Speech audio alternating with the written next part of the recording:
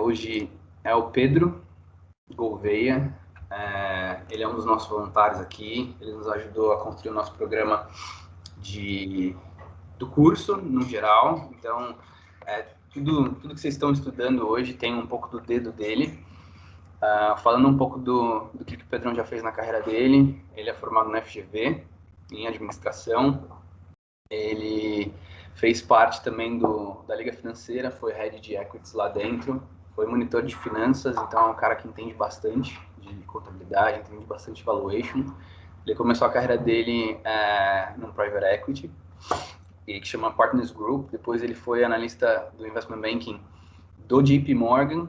Ele fez aquele training que todo mundo sonha em fazer lá em Nova York, então, por favor, perguntem para ele sobre como foi a experiência dele. E hoje o Pedro está no mercado de Venture Capital, numa Venture Capital que se chama Shift Capital. Então, o Pedro hoje vai conduzir a aula junto com a gente, ele vai mostrar um pouco de modelo e vai fazer um modelo guiado aqui com a gente para falar sobre contabilidade e os 3 demonstrativos financeiros. Pedrão, manda bala, a palavra está contigo. Por favor, sinta-se à vontade para perguntar e para falar.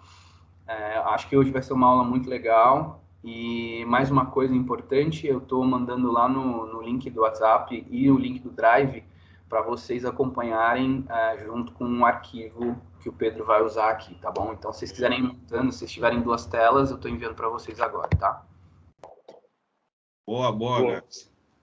Obrigado pela intro aí, Gabriel. Pessoal, cara, vamos ir parando aqui, enfim, tirando dúvida. Acho que a ideia é ser uma aula bem interativa mesmo, a gente passar por um modelo inteiro, tá? Deixa eu só projetar minha tela aqui um segundo. Tá conseguindo compartilhar? Estão conseguindo ver aí? Perfeito. Sim. Tá, sim. Boa, perfeito. Cara, antes de fazer um preâmbulo aqui da classe, como é que funciona as iterações dos 3 demonstrativos financeiros, né? Tanto o balanço, quanto o DRE, quanto o fluxo de caixa, como que a gente projeta a dívida, como que a gente projeta os 3 demonstrativos e assim, a gente vai passando um por um, né? A empresa que a gente escolheu para fazer aqui é a Luxótica, acho que vocês devem conhecer, é uma empresa de óculos, que vende óculos no mundo inteiro, empresa listada na Europa, enfim, acho que vai ser bom para a gente começar a fazer. Se você tem a IBAN, com certeza foi produzido pela Luxótica. Exatamente. Aí, beleza. Vamos começar o modelo aqui, né, pessoal? Cara, acho que vocês tiveram, o que o Gabriel falou, vocês tiveram premissas numa aula passada aí, e a gente fez uma versão bem simplificada de tudo que é premissa aqui, né? Então, vou gastar um tempo aqui só para a gente passar por tudo que tem de informação.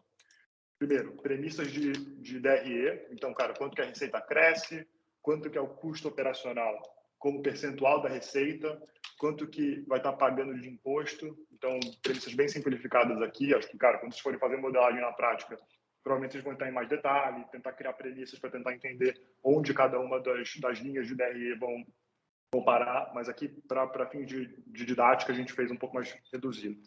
Aí, premissas de balanço, falando de current operating assets como percentual da receita, passivo corrente como percentual da receita, CAPEX como percentual da receita, depreciação, quanto o cara vai estar pagando de dividendo.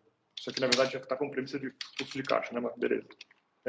Aí, dívida, e como que vai ser o repagamento da dívida e juros que a dívida vai estar cobrando. E depois a gente consegue fazer a modelagem inteira a partir disso, né? Então, o que a gente tem mais aqui? DRE, vamos ter algumas contas, alguns cálculos aqui de base, né, que o pessoal chama, que é o famoso base, né? BASE, que é em inglês beginning, add, subtract e end. Então, assim, são contas do balanço ou do fluxo de caixa, enfim, ou de tudo que você começa com a primeira linha do período passado, você adiciona uma conta, você tira outra conta e você vai ter como consequência dessa soma e subtração o valor daquela mesma conta no final do período, né? Aí, cara, a mesma coisa vai acontecer aqui. Aqui, puta, é uma premissa que a gente vai incluir. Isso aqui é quanto para a gente entender capital de giro. Isso aqui é quanto o capital de giro muda no final do dia, né? Então, beleza. A gente vai ter o balanço aqui embaixo, que vai estar mais ou menos, já está meio feito aqui. Fluxo de caixa, como é que a gente vai projetar isso aqui, e depois um pouco de dívida também para a gente ir passando, né? Aí no final tem algumas estatísticas aqui que é, puta, a gente entender as margens do negócio, um pouco de como está se comportando a dívida, só que aqui é menos importante, tá? Aqui é basicamente você seguir a fórmula e só aplicar aqui do lado para ficar fácil de visualizar. Mas o core da modelagem está nessas primeiras partes aqui, tá? Tanto de assumptions quanto de DRE, balanço e fluxo de caixa. Mas beleza, vamos começar aqui. Acho que o primeiro ponto que você tem que fazer quando você está modelando alguma coisa é você, de fato, pegar a informação histórica e entender ela, né? Aqui a gente tem muita coisa jogada, né? Então, puta, aqui eu tenho o EBIT, que eu vou fazer a matemática aqui contando, então somando a parte de cima. Aqui eu vou ter também o Earnings Before Tax, que eu vou somar o EBIT com o que eu tenho de juros e despesas financeiras. Só jogar para o lado. Aqui, lucro líquido. Então, só vou somar o que eu estou gastando de imposto. E aqui eu tenho a minha DRE pronta, né? E aqui eu já posso jogar para o lado para toda a parte da projeção. Essa conta vai sempre ser igual, né? Então, vou jogando para o lado aqui. Aí, beleza. Fiz a minha DRE. Vamos começar a projetar a DRE, então, que a gente já tem aqui os assumptions, né?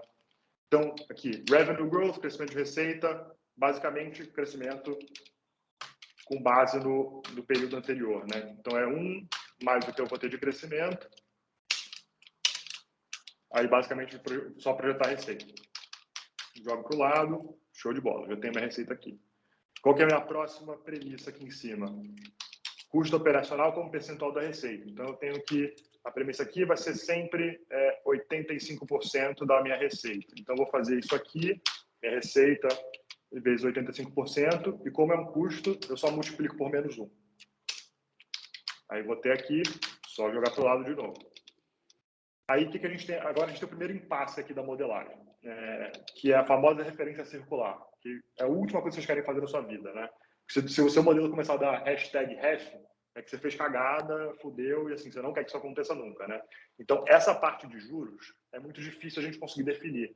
Por quê? Porque eu vou ter que saber quanto que eu tenho de caixa para saber quanto que eu tenho de juro, só que para saber quanto que eu tenho de juro, eu preciso saber quanto eu tenho de caixa. Então, você entra literalmente uma referência circular, né? Um depende do outro e tem um jeito da gente resolver isso. Só que, para fins de simplicidade, agora a gente precisa resolver isso agora, então vamos fazer isso mais para o final. A última coisa que a gente vai fazer no modelo é ajustar essa referência circular. Aí, bacana, eu vou ter despesa de juros, que vai ser o Earnings Before Tax. Pedro? Oi, pode falar. Então, só para o pessoal entender melhor aqui, você pegou aquilo que você assume para cada, seja para crescimento de receita, percentual de margem, enfim, e você está projetando o futuro, certo? Exatamente. Então, assim, como vocês podem ver aqui em cima, é bom fazer essa distinção, né? Isso aqui é tudo conta, né? Então, eu tenho os números históricos e eu sei mais ou menos como se comportou o quanto o cara pagou de imposto, o quanto foi custo operacional dele, o quanto foi de receita. Daqui para frente, é tudo números marretado, né, que a gente chama, que são números que basicamente você tenta projetar para onde a companhia vai. Então, o que eu estou fazendo nada mais é do que, cara, eu projetando para frente com base no que eu acho que a companhia vai entregar. Perfeito. Aí aqui, continuando aqui a DRE, cara, eu vou ter a despesa de imposto aqui, que ela está com o percentual do Earnings Before Tax, né, que é essa linha aqui. Então, vou fazer a mesma coisa que eu tinha feito com custo, né? Vem aqui em cima, sei que é 36%, como é uma despesa, eu faço vezes menos 1 e jogo para o lado. Aí, nossa DRE simplificadinha está projetada aqui. Aí a gente começa a fazer os cálculos de base aqui antes da gente entrar no balanço, tá? Aí vamos lá, o que a gente precisa fazer? Como vocês podem ver, aqui a gente tem histórico e projeção, né? Aqui em cima. E assim, essa conta é muito importante falar, porque muita gente comete esse erro. Nunca vocês vão fazer essa conta para trás, tá? Porque essa conta não vai bater se vocês estiverem para trás. É uma conta que você sempre faz para projeção, somente projeção. Então, o que eu vou fazer? Ó, primeira coisa que eu faço, eu pego o número do final do período passado, né? Então, eu tenho o long-term assets aqui, né? Que seria o imobilizado do cara. Eu vou olhar no balanço dele aqui, ele já tem um número de fim de período, o balanço é sempre o final do período, né? E eu vou botar ele aqui. E como eu falei, aqui, ó, o número de final de período é sempre o número do começo do período seguinte, né? Então, vamos supor, cara, o balanço aqui, ele está sendo tirado no último dia de dezembro. No primeiro dia de janeiro vai ser a mesma coisa. Assim, ninguém vai fazer movimentação do balanço overnight no Réveillon, não tem nem como. Então é sempre uma em cima da outra, né? Aí aqui eu vou começar a fazer minhas projeções. Então, se o começo é aqui, eu preciso entender como que vai mudar esse mobilizado, que eu vou ter o CAPEX e a depreciação. O CAPEX sobe o valor do ativo e a depreciação desce o valor do ativo, né? Então, vamos lá. O que eu tenho de premissa de CAPEX aqui? Pedro? Oi, pode falar. O Alfredo tem uma pergunta. Alfredo, pode mandar bala. Boa, boa. Então, vi aí long-term assets. Essa denominação é simplesmente para nós pegarmos o fim do período, ou seja, não teria uma denominação short-term assets para um eventual cálculo, né? Sei lá, para um objetivo qualquer que você talvez pudesse explicar aqui para nós. Não, assim, você pode ter short-term assets, que é o ativo corrente da companhia, né? Mas aqui, quando o cara fala long-term assets, ele está, pela projeção, ele está entendendo como se fosse imobilizado. Então, assim, se eu tivesse uma fábrica, provavelmente ela estaria aqui dentro, entendeu? Então, cara, Luxótica, por exemplo, o que vai estar aqui em long-term assets? Cara, a estrutura dela, só tem um prédio comprado, e aqui, é isso que vai entrar aqui. E aí o CAPEX do DNA vai fazer isso. Você pode ter outros, qualquer outro modelo, né? Você pode ter um short-term assets, que o cara vai fazer algum jeito de projetar usando essa estrutura de base, né? Então, beginning, add, subtract e end. Mas aqui, para fins de simplicidade, cara, é só imobilizado. Não, perfeito, perfeito. Eu também fiquei um pouquinho distraído, eu acho, porque não tinha como olhar o CAPEX e falar de short, né? Não, exato, não, sem problema. Tranquilo. Valeu. Vamos lá, vamos para a premissa de balanço, né, que a gente tem aqui primeiro. Então, eu tenho o CAPEX. Eu sei que o CAPEX vai ser 3,7% da minha receita do ano, né? Então, eu faço a premissa, vezes o que eu vou ter de receita do ano que eu já tinha projetado, e eu sei quanto vai subir o meu ativo, né? Aí agora eu vou para o D&A, que é depreciação e amortização. Então, eu sei que vai ser 6,6%, né, do long-term assets do período anterior. Então, é 6,6% vezes o long-term assets do período anterior. Já vou pegar aqui de baixo para ficar mais simples, né? Só que eu sei também que depreciação e amortização é uma conta que tira o valor do ativo de longo prazo, né? Então, vezes menos 1. Aí, o final, cara, só somar para cima, né? E joga para o lado. Aí aqui, de novo, essa conta, como eu fiz de um jeito que eu estou sempre linkando com a premissa e com o negócio de trás, eu posso simplesmente fazer isso aqui, ó. Pegar e jogar para o lado. Eu tenho a projeção de todo o meu long-term assets, ano a ano, como é que ele vai funcionar, né? A premissa já está conduzindo essa dinâmica. Aí, bacana. Vamos ter mais uma conta aqui para fazer igualzinho, que vai ser o equity, né? Então, eu tenho ending equity, vou pegar no balanço, que vai ser o capital social aqui da companhia. Vou ter aquela dinâmica. Só jogar para o começo sempre o final do último período. Aqui eu vou ter meu lucro líquido, que sobe meu capital social, ou sobe o equity da companhia, e o dividendo é o que eu estou pagando, então ele vai descer, né? Então, vem aqui net income, que vai ser aqui na minha DRE, que sobe o ativo, e dividendo, vamos ver a premissa de dividendo aqui. O payout de dividendo vai ser 32%. Então, dado que o payout é 32%, é a premissa, vezes quanto que eu vou ter de lucro líquido, né? Você sempre paga o dividendo com base no lucro líquido, vezes menos 1. Aí eu tenho aqui também minha conta de final. Então, sei quanto meu equity vai estar lá no final, né? Aí, mesma coisa, só pegar e jogar para o lado. Aí, vamos lá, de novo. Aqui, de novo, nunca para trás as contas, tá, pessoal? Sempre para frente, sempre no projetado. Aí, vamos lá. Operating Current Assets aqui, que é o ativo corrente né, operacional. Vamos lá. Vamos ver que premissa que eu tenho para cá. Então, eu tenho 22,3% da receita. Então, meu ativo corrente do curto prazo é 22,3% da minha receita. Tenho meu Operating Current Assets aqui, né? Aí, liabilities, mesma dinâmica. Vamos dar uma olhada no que a gente tem de premissa lá. Vai ser 27% também da receita. Então, venho aqui, busco minha receita e temos o que temos, né? Isso menos isso, eu tenho quanto o cara tem de capital de giro. Aí, de novo, só pegar e jogar para o lado, né? Aqui, ó, pessoal, muito importante falar.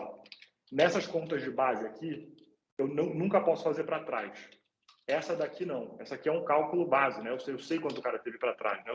E assim, o que eu posso fazer também? Dado que isso aqui é uma conta de balanço, eu posso simplesmente pegar e fazer isso aqui, ó. Tem o Operating Current Assets, tem o Operating Current Liability que está aqui embaixo, e eu consigo fazer isso aqui. Só jogar para o lado, então eu tenho quanto que foi no passado o capital de giro dele, e eu faço a projeção de capital de giro para frente. Aí aqui, para fim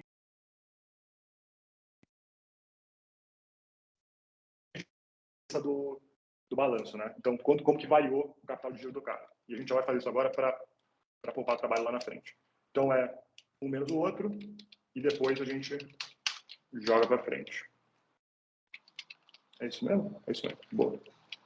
Aí, vamos lá. Aqui a gente já tem o balanço mais ou menos feito. Cara, vamos... Ó, outra coisa que eu esqueci de fazer. Vamos já fazer algumas contas aqui que precisam ser feitas. Aqui nada mais eu fiz do que somar tudo que é o ativo. Vou somar aqui tudo que é passivo. E aqui, quanto que vai ser passivo mais patrimônio líquido. Opa, isso mesmo? Não está batendo. Ah, fiz vezes, né? Então, eu dei um burro. Vai lá.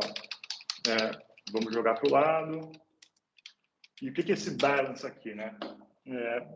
Cara, basicamente, a gente sabe da regra, né? Ativo igual ao passivo mais o patrimônio líquido sempre, né? Então, eu preciso sempre fazer esse check para ter certeza de que, cara, o meu modelo não está dando um resultado absurdo, né? Então, precisa sempre bater ativo com passivo de patrimônio líquido. Então, isso aqui sempre tem que ser igual a isso aqui, certo? Então, aqui sempre vai ser zero. Aqui, como eu não projetei nada, ainda sempre vai ficar zero. Mas, à medida que eu for incluindo informações aqui, esses números precisam bater. E assim, eles não vão bater de cara, mas no final da modelagem precisa bater, né? Mas vamos lá. A gente já fez algumas projeções aqui que a gente consegue linkar no próprio balanço, né? Então, ending long-term assets.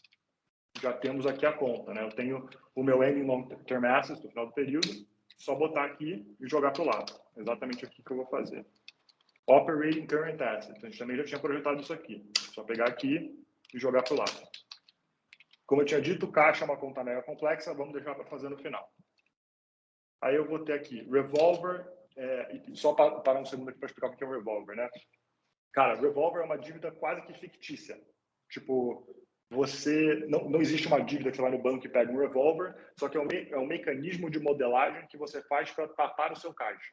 Então, vamos supor, cara, a empresa está dando caixa negativo, e você não pode fechar a sua empresa com um caixa negativo, senão você é obrigado a declarar falência, né? Nenhuma empresa vai fazer isso. Então, você tem um mecanismo de dívida que você pega ou você repaga o mais rápido possível. A gente vai aprender a fazer isso um pouquinho mais para frente também, mas é só para explicar um pouco mais do conceito. Aí, vamos lá. Operating Current Liabilities. Já tenho projetado aqui também, só pegar lá da minha projeção e jogar para o lado.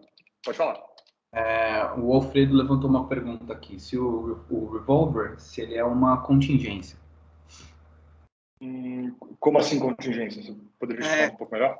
Sim, é uma contingência do tipo para eventuais, né? Vamos lá, você falou de caixa negativo, então se nós tivermos uma previsão de que de alguma forma nós teremos isso, eu posso fazer esse tipo de operação para poder pegar dívida de curto prazo, certo?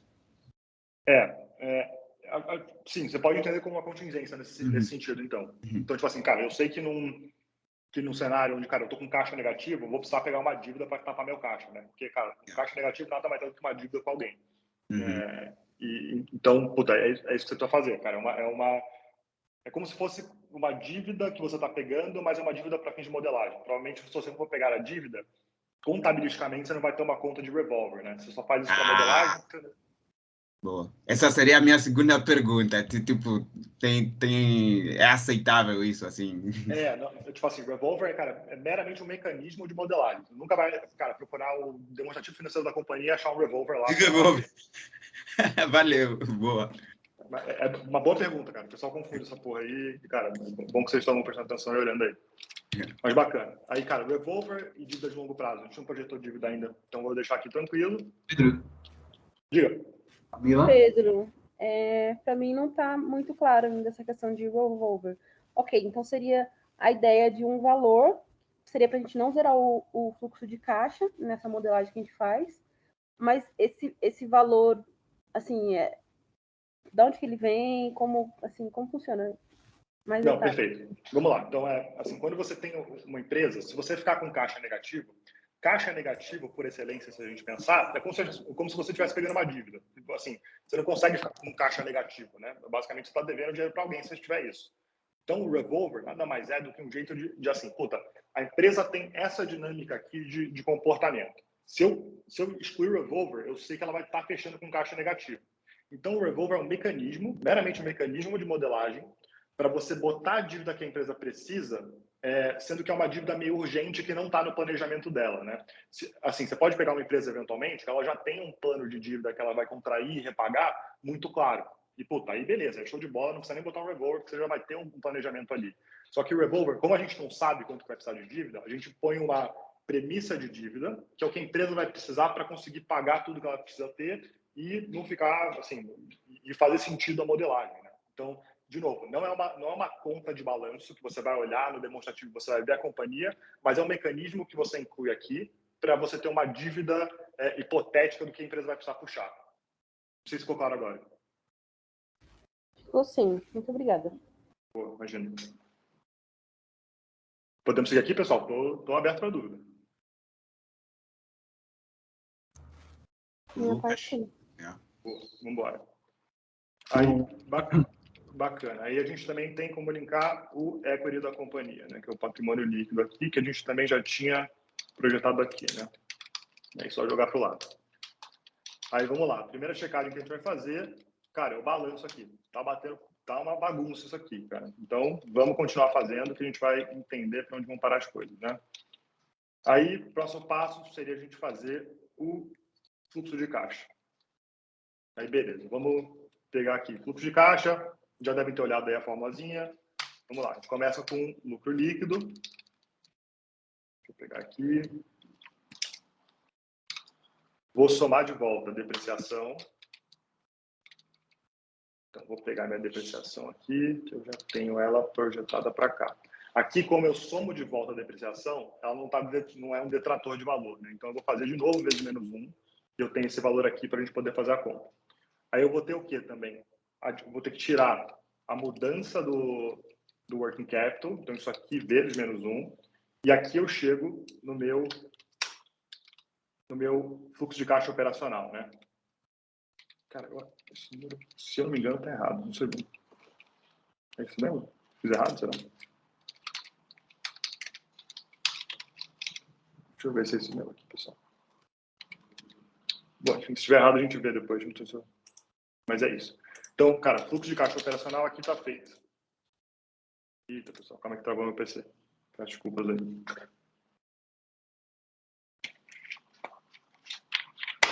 Estou aqui para perguntar. Se ela travou, pode dar vocês.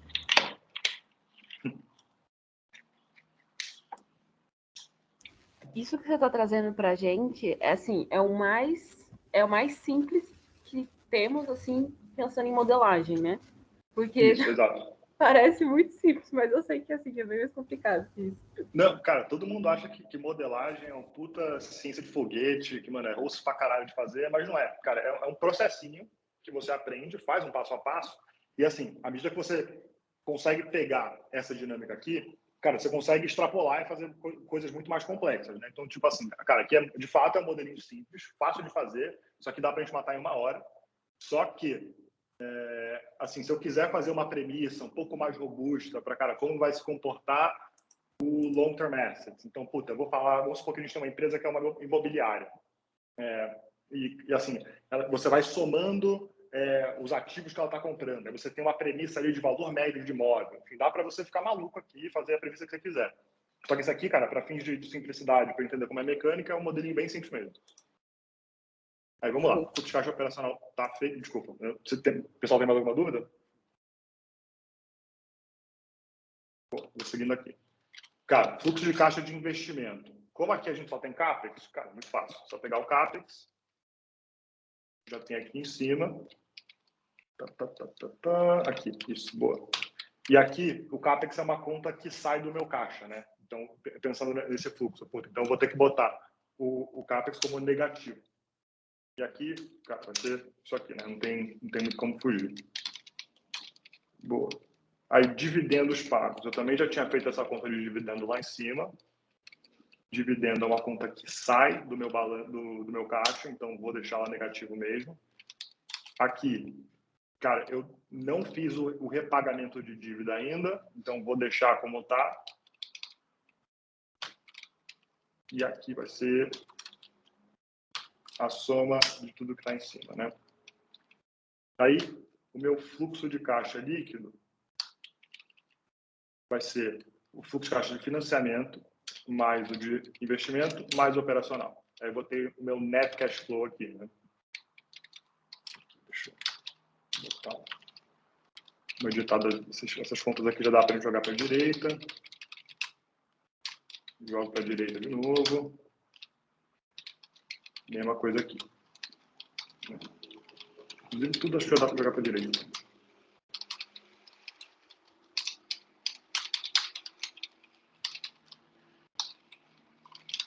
Bom. Aqui eu vou jogar para a direita também. Bola. Ending cash flow. Então, vamos lá. Aqui eu já consigo projetar o meu caixa, né?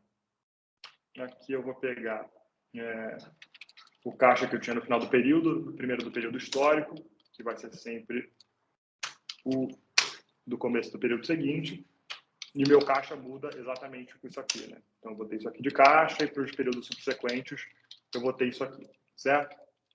Cara, parte de balanço DRE e fluxo de caixa está feita, tá? Daqui a gente só vai precisar entender uma coisa, a dinâmica de dívida, para a gente entender, cara, quanto dinheiro eu vou ter para pagar dívida e quanto dinheiro eu vou ter, consequentemente, com esse comportamento de pagamento de dívida, né? Aí a gente tem uma quarta parte aqui, exatamente esse cálculo de, cara, quanto que eu vou precisar de fazer cada coisa, né? E a gente tem um esqueminha aqui, tá, pessoal, de como que a gente vai fazer isso. Aí vamos lá. Primeiro ponto aqui de projeção. Fluxo de caixa operacional, certo? Que é tudo que a empresa está fazendo, tipo, tudo que a operação da empresa está entregando. A gente já calculou ela aqui em cima, só vou pegar e vou puxar ela aqui de cima. 119,7. 1.197, quer dizer. Aí, fluxo de caixa de investimento, também, cara, quanto que eu vou ter para pagar. Dividendo, também já vou puxar daqui para simplicidade. E assim, a soma desses três valores é exatamente o que eu tenho disponível antes de pagar tudo que é dívida, né? Então, tudo que é relacionado à operação da empresa, seja dividendo, seja investimento e operacional, tudo está aqui, certo? Então, cara, aqui é o que eu tenho de dinheiro disponível para poder repagar a dívida que eu tenho. E assim, dinheiro que foi gerado no período para eu conseguir pagar a dívida que eu tenho. O que eu vou ter a mais de disponível para pagar a dívida que eu tenho? Tudo que eu tinha de caixa no período anterior. Então, vou pegar aqui o que eu tinha de caixa no período anterior ou no começo desse período, que é a mesma coisa no final do dia, né? Mas aqui, para não dar referência circular, eu vou pegar o de trás. E aqui, o que eu vou ter disponível para pagar a dívida é exatamente isso aqui. Como vocês podem ver, esse número é igual a esse daqui, porque a gente não botou a dívida aqui ainda, né? E a gente vai fazer a projeção da dívida com base nisso aqui. Esses números vão diferir ao longo da projeção. Aí vamos lá. Eu tenho uma dívida de longo prazo e eu tenho um valor sobressalente para eu poder pagar o meu revolver, o saldo de revolver que eu tenho, ou pegar mais revolver se for necessário, né? Então vamos lá. Vamos ver o que eu tenho de premissa para pagar a dívida de longo prazo. Aqui, cara, como eu já não vou nem mentir para você, já olhei o modelo, eu sei que é uma premissa socada, que a empresa tem um plano de repagamento dessa dívida. Então, assim, é muito comum, quando a empresa tem uma dívida, que ela tem um calendário de pagamento dela, né? Então, vamos supor que a gente é uma empresa de bebida e a gente pegou, sei lá, 2 bilhões de dívida para poder, cara, investir em abrir fábrica nova e tudo mais. E ela vai, quando ela faz esse termo de dívida, ela consegue projetar quanto que ela vai pagar em cada ano. Então, ela tem mais ou menos uma noção de como vai ser o pagamento da dívida ao longo desse período, né? Então, aqui já está digerido para a gente, é só pegar e linkar com a parte de cima. Pego aqui, a controla está pagando do período, aí vamos lá. E aqui é quanto que eu tenho de caixa sobressalente depois de eu pagar minha dívida de longo prazo, né? Que no caso, provavelmente vai ser a dívida mais cara aqui, né? Você sempre quer tirar a dívida mais cara do seu balanço primeiro. E onde que a gente vai ver isso aqui? Exatamente, ó. A dívida mais cara que eu tenho é minha dívida de longo prazo. O revolver é uma dívida média, que não é tão cara assim. E o caixa e equivalência a quanto vai estar rendendo de juros para mim lá na frente, né? Mas, de fato, se a dívida é mais cara, eu vou querer pagar ela primeiro. Aí vamos voltar lá para baixo. Quanto que eu vou ter de caixa para pegar meu revolver? Vou ter isso aqui, mais isso aqui. Isso aqui é exatamente o valor que eu tenho disponível para pagar meu revolver. Aí, beleza. Vamos agora fazer a projeção do revolver, né? Vamos lá. Pega o revolver que está no balanço. Lembrando que se a gente for olhar o demonstrativo da empresa, a gente não vai achar isso. Aqui, o final do período, é sempre o começo do próximo período. E agora eu vou ter o issuance do revolver, ou o repagamento desse revolver, né? E como que a gente faz isso aqui? Cara, o revolver, o conceito dele é que a gente quer pagar o máximo possível dele, dado o que a gente tem de disponibilidade de caixa. Então, se eu tenho isso aqui de disponibilidade de caixa, eu tenho isso aqui de revolver, provavelmente eu vou conseguir pagar isso aqui no primeiro período, né? E como que eu faço uma fórmula para comportar esse comportamento ou para refletir esse comportamento que eu quero? A fórmula é o seguinte: mínimo entre isso daqui e isso daqui, que é quanto que eu tenho de saldo e quanto que eu tenho para pagar, vezes menos 1. Ou seja, vamos supor que eu tenho uma empresa aqui e depois eu volto aqui, mas vamos supor que eu tenho uma empresa que o fluxo de caixa operacional dela é muito baixo, cara. Ela faturou 50 milhões aqui. Cara, naturalmente, eu vou ter aqui, vamos supor, negativo até. Ela teve um fluxo de caixa operacional de, cara, menos 500 aqui. Cara, a empresa tá sem caixa para pagar, ela tinha um pouco de caixa aqui, vai ter que repagar a dívida de longo prazo, e o que ela tem no final aqui? Cara, é um valor muito baixo, é um valor negativo que ela precisa. Então, esse revolver, como ele é o mínimo entre o saldo e o negativo, ele vai puxar esse valor aqui que é o mínimo. E assim, se eu fizer isso aqui, esse valor que é negativo, vezes menos 1, entra como se fosse uma entrada de caixa. Ele está puxando o revolver, né? Só que aqui, como a empresa está saudável relativamente, ela vai ter isso aqui para pagar o caixa. Desculpa, pagar a dívida. Então, ele vai pegar o mínimo entre isso daqui e esse valor que é maior, e ela vai amortizar o valor positivo menor, basicamente. E você vai conseguir zerar o seu revolver no final do período. Pessoal, vou parar aqui porque, cara, o revolver geralmente o pessoal tem muita dúvida e é uma dinâmica um pouco complexa. Eu vou querer saber se tem dúvida.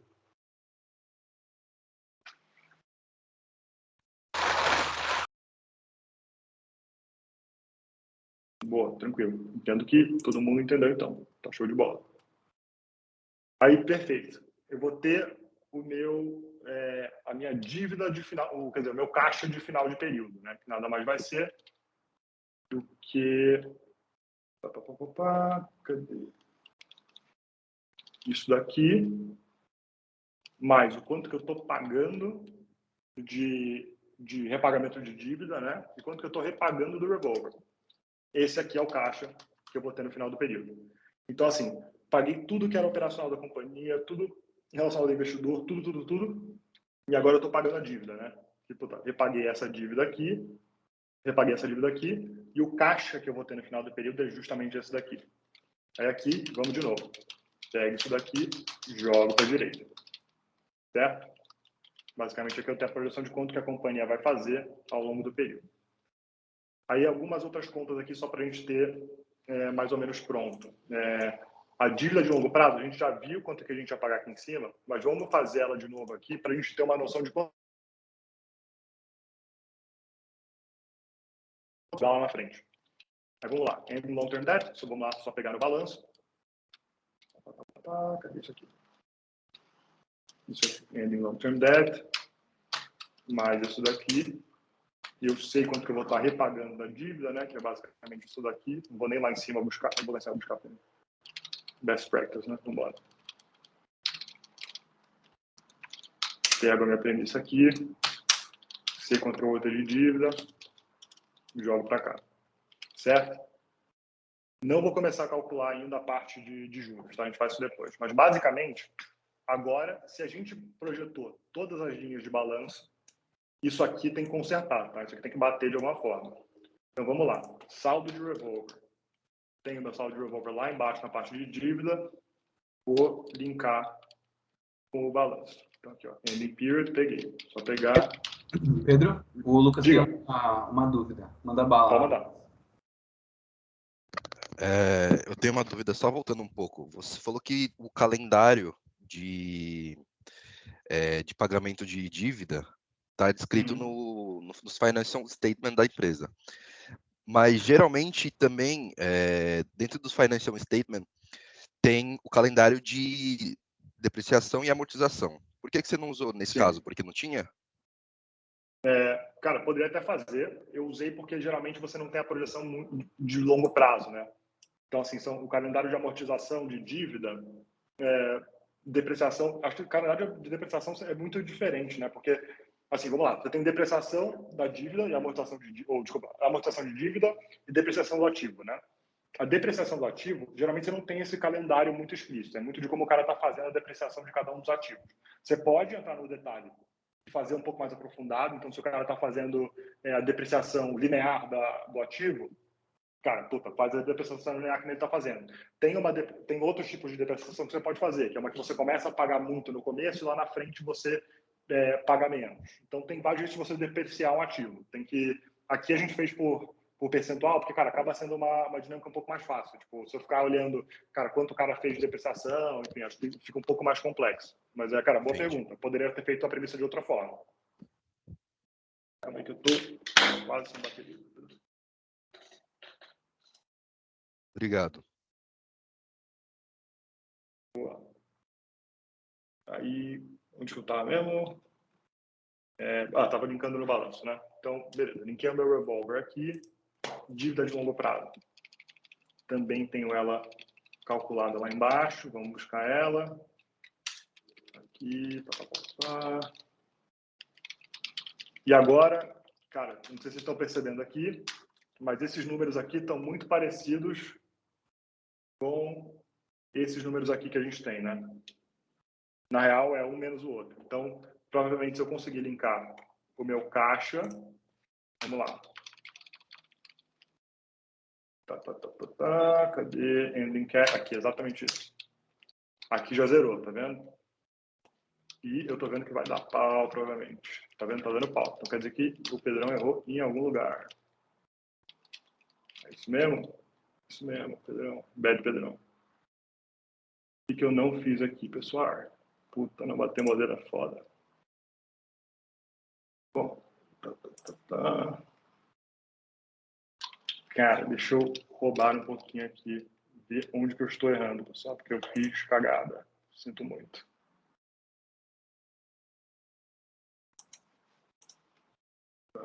Pessoal, se quiserem tirando dúvidas, eu só estou olhando aqui para não passar desinformação para vocês, tá?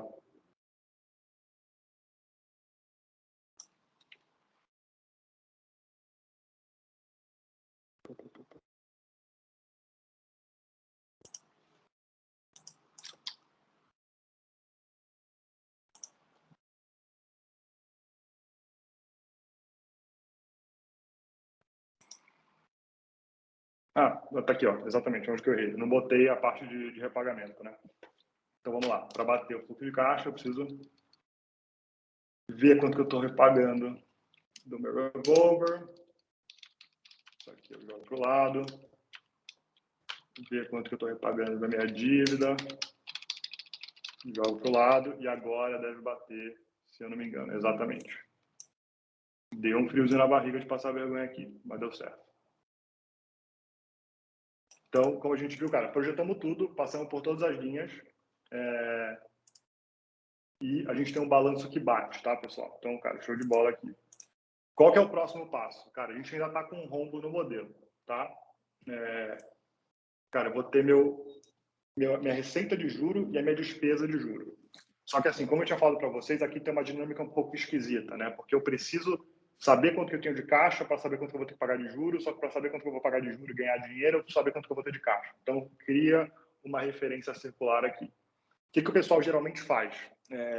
Tem um negócio, que é um outro mecanismo de modelagem, como se fosse um revolver, que chama circuit break, para você evitar que você tenha referências circulares e você ligue só a referência circular quando você precisar, tá? Então, eu vou fazer um circuit break em algum lugar aqui, que é nada mais é do que uma conta de 0 e 1, né? Circuit breaker. E aqui é o 0, tá? E aqui eu vou calcular aqui embaixo que eu tinha uma parte para cálculo, né? Então, vamos lá. Interest on revolver.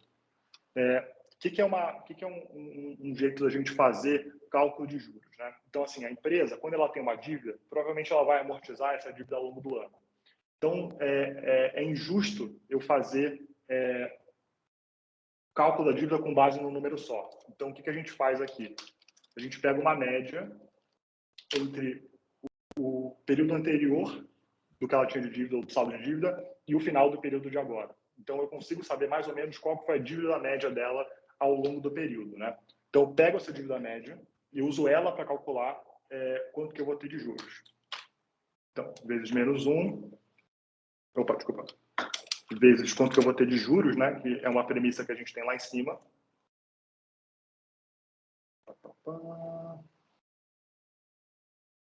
Revolver... Era revolver que a gente estava falando? Deixa eu ver. Revolver interest rate na linha 18, eu acho. Isso. Boa. Linha 18. Isso aqui que eu vou estar pagando de juros, né? Então, vezes menos 1 porque é uma despesa. E aqui eu posso só jogar para o lado. Aí, interest na dívida de longo prazo. Fazer a mesma coisa. A média entre um vezes o outro, vezes o que eu tenho de juros aqui em cima do long-term debt. Também é uma despesa de juros, então vou jogar lá para o lado também. E aqui é uma entrada de caixa, né? Quanto que o meu caixa está rendendo ao longo do ano. Então, vou fazer a média. Aqui eu vou pegar do balanço direto.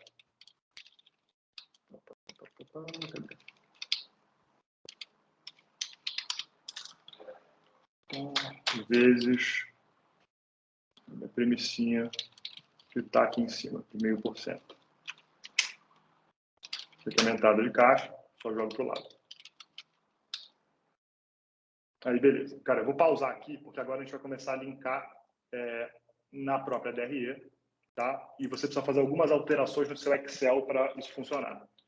Provavelmente meu Excel já está habilitado, mas eu vou passar com vocês. Ó, eu venho aqui no File, na parte de opções e na parte de fórmula. O que eu preciso ter aqui para fazer? Geralmente, o máximo de iterações de 100, tá? Ou de 10 também, você faz, acho que... Opa, foi mal, deve sair do... Vamos lá. Opções, venho nas fórmulas aqui. Esse cálculo iterativo, ele precisa estar ligado. Tá? Se ele não estiver ligado, ele não vai fazer referência circular. E aí vai dar pau. Então, tiro, vou ligar isso aqui. Posso deixar no máximo 10 iterações, para o negócio não ficar muito pesado. E assim, quanto mais iterações ele vai fazer, mais ele vai calcular a conta aqui para você ver quanto que vai estar de coisa. Então, deixa com 10 que não fica tão pesado o seu modelo. Isso aqui sempre automático. Aí, ok. Então, temos um modelo aqui que já vai rodar naturalmente. Então, o que eu faço agora? Venho na minha DRE, tá? Vou linkar isso daqui, que é quanto que eu vou estar pagando de juros do revolver, mais isso daqui, vezes o meu circuit break, né?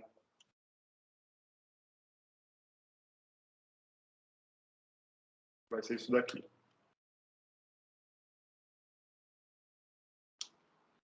Na real, vamos fazer o seguinte, pessoal, só para ser fail-proof. Aqui você tem que fazer uma forma de C, tá? Não com vezes, senão vai dar pau. Então, o que eu vou fazer? Se isso daqui for igual a 0, eu quero 0. Caso contrário, eu vou querer a soma do que eu estou pagando de dívida, que vai ser isso mais isso, tá? Como isso aqui é 0, ele tá me retornando o valor 0. E assim não tem como dar referência circular, né? Aí depois a gente vai ligar o modelo e vocês vão ver que vai funcionar do mesmo jeito. Aqui, isso aqui na verdade é uma despesa, né? Então só botar para cá. Aqui, mesmo sentido. Se o meu circuit break aqui, ó, for igual a 0, eu quero 0. Caso contrário, eu quero que ele me retorne o que eu vou estar ganhando de juros, né? Que é isso aqui. Aí, beleza. Ou seja, meu circuit break está desligado agora. Tá? E eu vou tirar as premissas aqui só para a gente conseguir ver tudo rodando junto, tá? Então, depois eu volto com tudo ali. Mas se eu ligar isso aqui agora, em tese, todo modelo tem que fluir com a dívida o que eu vou estar ganhando de juros, né? Então, vou ligar um aqui. Ele rodou toda a iteração, o cálculo iterativo. Meu balanço ainda está batendo. E, basicamente, a gente fechou a modelagem agora. Não tem muito mais o que a gente fazer. Aqui, como eu tinha falado, tem até uma parte de estatística aqui, mas, cara, isso aqui é basicamente aplicar a formulazinha que, em tese, não tem muito valor, né? Eu prefiro gastar o tempo da gente tirando dúvida. Aí, só para a gente ter uma experiência de vocês verem o modelo dando pau, vou fazer o seguinte, eu vou tirar o cálculo iterativo, para vocês entenderem como que dá pau, né? Então, agora, meu circuit break está desligado, não vai dar pau, né? Só que se eu ligar aqui, ó, tá vendo que deu um pau. Tem muita referência circular, cara, precisa checar o seu modelo, porque tá dando pau. Aí vai ter essas linhazinhas que são uma merda. Isso aqui é a última coisa que você quer ver acontecendo no seu modelo, porque tem referência circular. Então, a gente sempre deixa isso aqui ligado e não teremos problemas. Isso já se ajusta. E o que é bem foda disso aqui tudo? Tipo, cara, aqui eu sei exatamente onde a empresa vai estar. Então, tipo assim, cara, se eu quiser fazer, nas próximas aulas, provavelmente vão aprender a fazer valuation, tipo, de contar o fluxo de caixa da companhia e tudo mais. Só que aqui eu já tenho tudo. Então, assim, se eu for fazer uma avaliação por múltiplo da empresa, né? Puta, eu acho que a empresa, eu vou vender uma empresa ao múltiplo de 8 vezes daqui a 5 anos. Então, puta, se eu estou em 2014, em 2019 eu sei quanto que vai estar o múltiplo, a receita dela. Então, eu só aplico o múltiplo. Isso aqui eu tenho o valuation que a empresa vai valer lá na frente. Ou, puta, eu sei que o múltiplo para o valor de hoje, só que projetado para 3 anos na frente, cara, é de 4 vezes receita. Então, eu posso pegar a receita de hoje e aplicar esse múltiplo. Então, você tem uma noção exatamente de onde como a empresa vai se comportar nos próximos períodos. Então, basicamente isso. Fizemos todas as projeções. Cara, eu vou parar aqui para ver se alguém tem dúvida.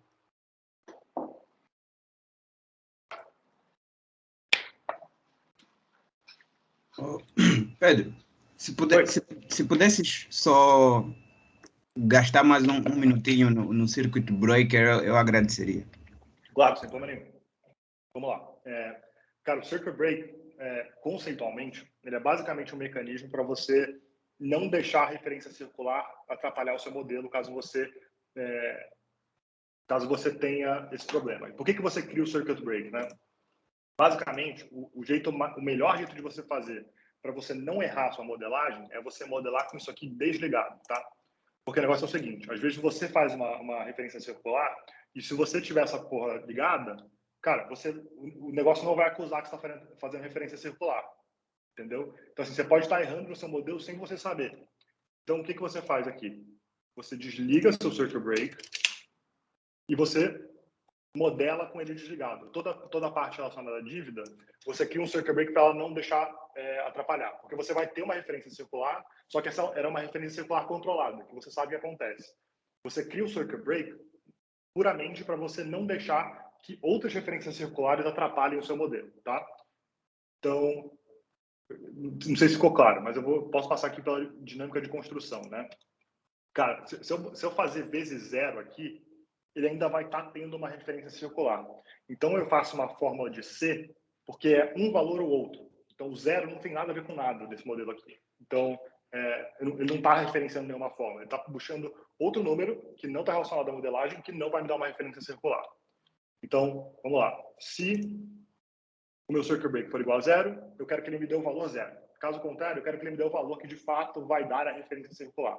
Então, basicamente, é uma blindagem que você faz aqui. Para, tipo, cara, vou modelar tudo. Olhando essa parte Cara, desculpa, vou modelar tudo. Olhando... Eita, pessoal, calma aí. Não, desculpa, vamos lá. Vou modelar essa parte aqui. Olhando toda a parte de dívida, ou de juros aqui, que, puta, eu sei que vai estar no modelo, é uma referência circular controlada. Ou, cara, eu vou querer 0 porque eu não quero que interfira no meu modelo. Então, best practice, de novo, é a gente pegar e modelar com isso aqui desligado, a gente liga só para fazer o modelo rodar. Não sei se ficou claro, Fredo. Não ficou. Eu penso que na prática vai ser algo um pouquinho mais claro, né? Porque aquilo vai começar a fazer mais e mais sentido na cabeça, né? Porque é algo acessório, pelo que eu entendi. É algo mais ou menos acessório, porque, tipo assim, quando você está modelando, você precisa criar esse layer, porque é o seguinte, é normal, cara, quando você está modelando, você errar, cara. Se você for trabalhar em banco de investimento, você vai estar fazendo essa porra 3, 4 da manhã. Então, naturalmente, cara, você está propenso a erro. E você pode fazer uma referência circular ao longo da sua modelagem, tá? Já aconteceu comigo, acontece com cara, os melhores pessoas fazem essa porra. Tipo, e assim, então você cria ao longo do caminho jeitos de você evitar o erro. Ou que se você errar, que você perceba rápido. O circuit break nada mais é do que isso daqui, entendeu? Se você for um cara muito bom e muito confiante, você pode modelar com cálculo iterativo ligado. Só que eu não recomendo, porque assim, cara, ninguém é perfeito, se você errar, vão comer seu cu. Então, basicamente, eu sugiro que você crie um circuit break sempre.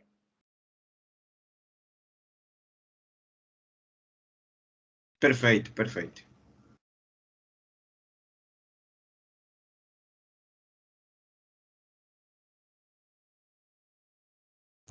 Lucas, pode falar. No caso, por exemplo, se eu pegar uma empresa que ela tem diferenças nas contas, por exemplo, do cash flow e do balance sheet, como que eu faço para consolidar essas contas para elas baterem? Por exemplo, eu peguei esses dias, eu estava fazendo o modelo do McDonald's. Uhum. Algumas contas do cash flow deles têm nomes diferentes que não batem com o balance sheet. Cara, não sei se eu entendi a sua pergunta. Tipo, ele tem contas no balanço que não batem com o fluxo de caixa, é isso? Isso. Não, bacana. Cara, acho que assim, você vai ter um trabalho de tentar, assim, esse modelo aqui ele é obviamente mega simplificado, né? Sim. E em algumas instâncias faz sentido você consolidar contas. Então, tipo assim, vamos supor que no balanço eu tenho imobilizado e no meu fluxo de caixa ele vai ter, cara, compra de ativos, cara, sei lá, compra de máquina, compra de imóvel e tudo. E assim, dá para você consolidar tudo isso, talvez numa conta de imobilizado. Então, assim, acho que tem que fazer, assim, os números têm que bater inevitavelmente, só precisa entender a conta que o cara está fazendo. Às vezes trabalho é um pouco mais difícil do que eu estar te falando aqui, mas assim, tudo que está sendo refletido na contabilidade da empresa, cara, que a empresa é auditada, obviamente não está errado, só precisa entender exatamente como que o cara está reportando cada uma das coisas. Um jeito que você pode fazer isso na prática para tentar entender é, cara, literalmente ligando no RI, falando, ó, cara, não entendi essa conta. O cara vai te atender, vai te falar, cara, ó, puta, isso aqui linka com isso aqui, e o cara te ensina mais ou menos o que era o racional ali da conta de cada um dos lugares. Entendi. Eu acho que, Pedro, eu acho que é legal também adicionar que quando a gente pega o balanço auditado, tem muitas contas que já vêm com essa explicação, né? Já tem Isso, as notas uma nota explicativa. A gente já sabe o que quer dizer, assim, ele está quebrado lá. Você consegue ler e entender se você tem que juntar ou não. E, obviamente, se você não conseguir, você pode falar com uma da empresa. Entendi. Obrigado.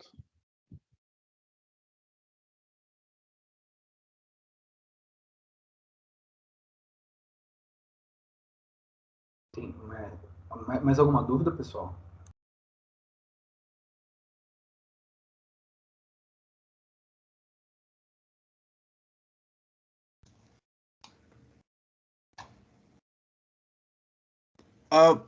Pedro, eu entendo um bom plano como é que chama? Emissão e pagamento de dívidas, eu excluo o revólver, não precisa, né? Não entendi seu ponto. Se você tiver um plano de dívida robusto, você exclui o revolver? Tipo, bom, assim, que você tem bem patente na tua cabeça o quanto você vai emitir de dívida, né, para captar, e a tua projeção de pagamento dessa dívida, você exclui. Não, então, de novo, assim, o trabalho de modelagem, só te dando uma visão um pouco maior aqui. Cara, é um trabalho de você tentar evitar errar. Então, assim, tipo, puta, você nunca sabe como que a projeção da companhia vai estar. Imagina que, tipo, a gente tem, cara, só no começo, só essas premissas aqui. Então, tipo assim, cara, olhando isso aqui, batendo o olho, cara, você precisa ser um cara muito casca grossa para falar, puta, a empresa vai precisar de dívida ou não. Então, você cria o revolver, independentemente se você for puxar o revolver ou não. No limite, eu posso ter uma linha de revolver toda zerada. Só que é importante que ele esteja lá, porque, puta, vamos supor, quero saber um cenário aqui da empresa que ela foi super mal e precisou pegar dívida. Aí fudeu. Tipo, cara, você não vai ter um revolver pronto para comportar essa dívida. Então, assim, cria o revolver independentemente, mesmo se ele for tá alterando o modelo ou não. Porque é bom para você testar a sensibilidade das coisas, né? Então, tipo assim, cara, se a empresa não conseguir faturar direito no próximo ano, ela precisa puxar uma dívida. Quanto vai ser essa dívida? Se você não tiver isso na cabeça, você vai ter um caixa negativo e você vai precisar, você não vai ter como dar informação para a pessoa que está te pedindo, né? Então, sugiro que você sempre crie o revolver, porque é uma mecânica boa para você entender como que a empresa vai precisar ou vai conseguir repagar as dívidas, né? Não, perfeito. Que eu estava a pensar que eu já, só que se você já sabe, você disse, né, casca grossa. É como se você foi dar um trip lá no futuro e viu como é que estava a situação. Isso.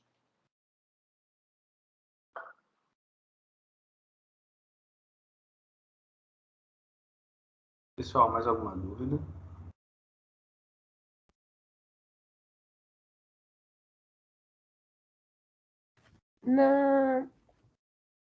Nas assumptions que a gente faz, no geral, elas assim já vem, a empresa fornece essas informações, ou a gente tem que procurar nas demonstrações financeiras dela? Boa pergunta, cara. Assumptions são sempre você que faz, né? Porque assim, as assumptions vão refletir assim, vamos lá, deixa eu dar um passo para trás. Cara, modelagem que você está fazendo nada mais é do que a sua opinião de onde a empresa vai falar com muito embasamento teórico e financeiro. Então, assim, a empresa ela pode te dar um guidance de onde ela acha que ela vai estar no curto prazo, só que assim, tipo, você não vai estar tirando nenhuma informação diferente com base nisso. Geralmente ela pode te dar um guidance de tipo, tem isso daqui que eu acho que vai estar por aqui no próximo semestre, no próximo ano, só que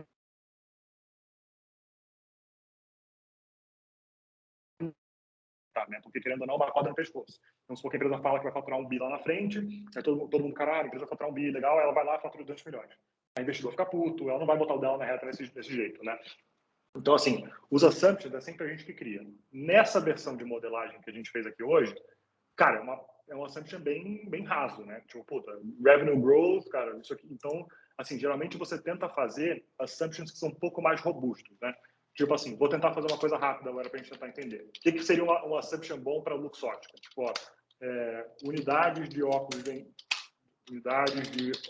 vendidos, preço dos óculos. Aqui, eu poderia tirar o meu revenue growth, tá? E fazer uma projeção de receita com preço vezes volume. E eu vou chegar na receita da companhia, né? Assim, aqui a gente fez uma versão mais simplificada só por didática, mas assim, custo operacional. Cara, o que eu posso fazer aqui? Cara, custo de matéria-prima que ela vai ter para fazer para fabricar o óculos. Cara, mão de obra que ela vai ter que pagar do pessoal de operacional. Logística que vai estar aqui dentro também. Então, todos os custos operacionais dá para você ir destrinchando esses custos e fazendo premissas um pouco mais embasadas. E assim, você pode fazer a premissa que você quiser. Tipo assim, eu tenho, por exemplo, aqui eu posso fazer unidade de óculos, vezes o custo de óculos que o cara tem também. Aí, eu também já vou ter uma parte do CMV da companhia. Ou custo de logística. Posso entender que a companhia fechou um contrato com o provider, que ela precisa pagar um valor fixo ao longo do ano, também vira uma conta fixa ali. Então, assim, premissa é muito de como que você lida. Aqui a gente fez um negócio simples para a gente focar um pouco mais na parte de modelagem e de mecânicas, né? Mas, assim, premissa você pode posso fazer a premissa mais robusta, mais maluca possível, ou posso fazer uma coisa mega simples que a gente fez aqui, entendeu? Perfeito. Muito obrigada. Imagina.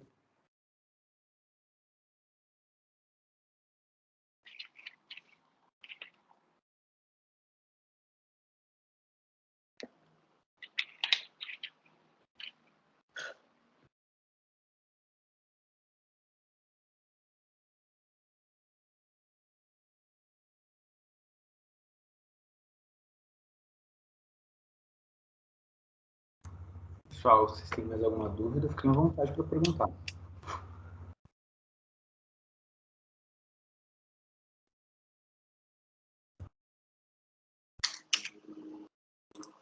Pedrão, então acho que...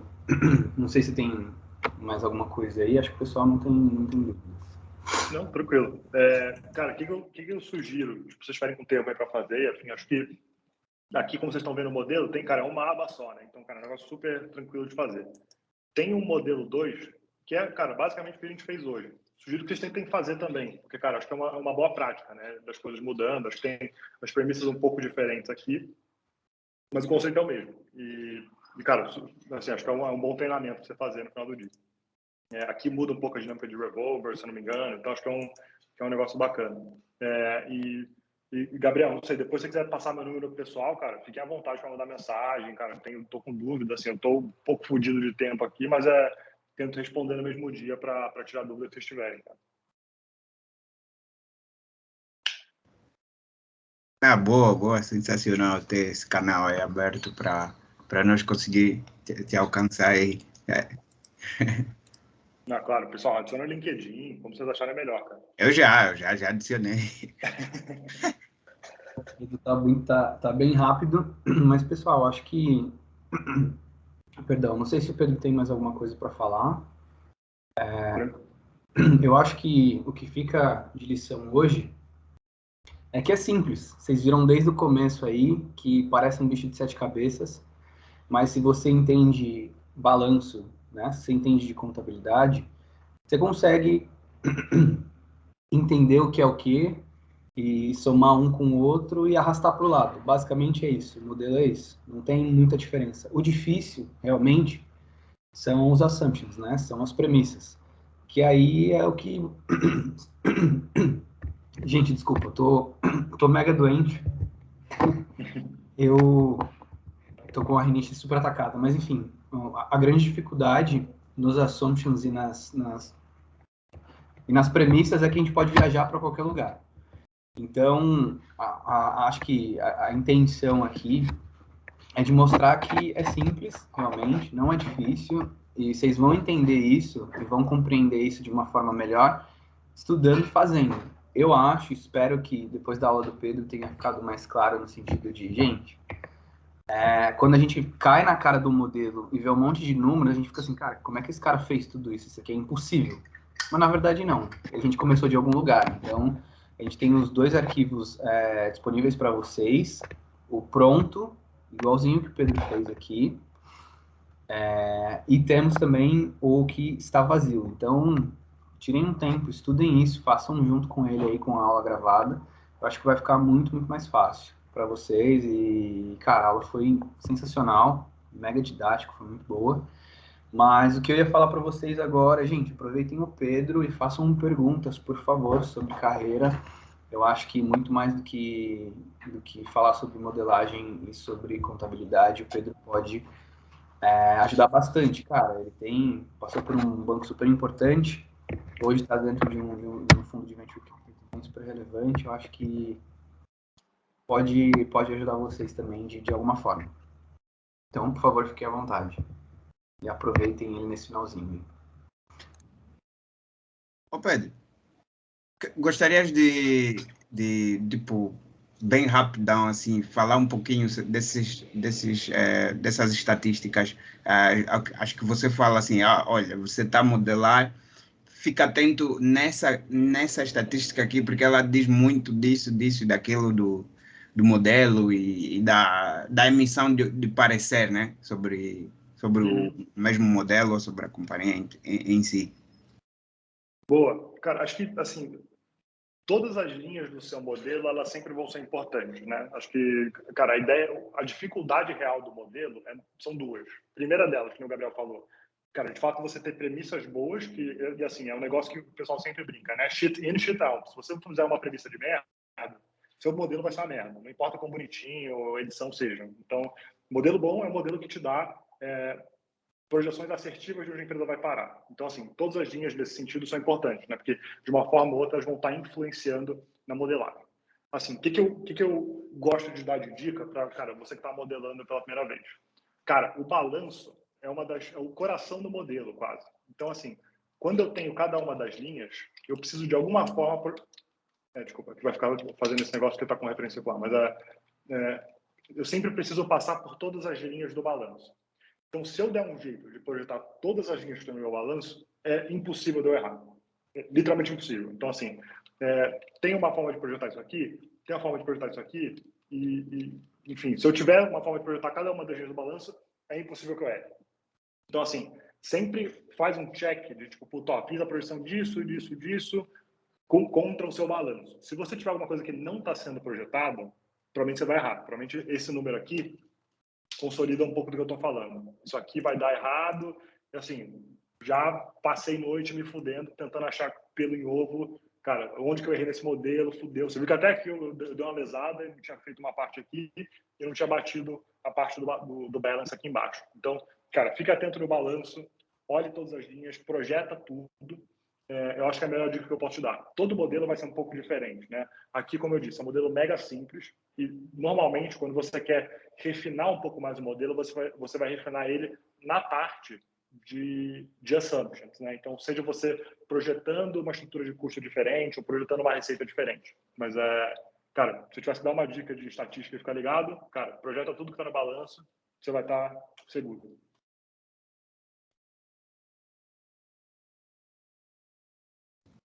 Wonderful, wonderful.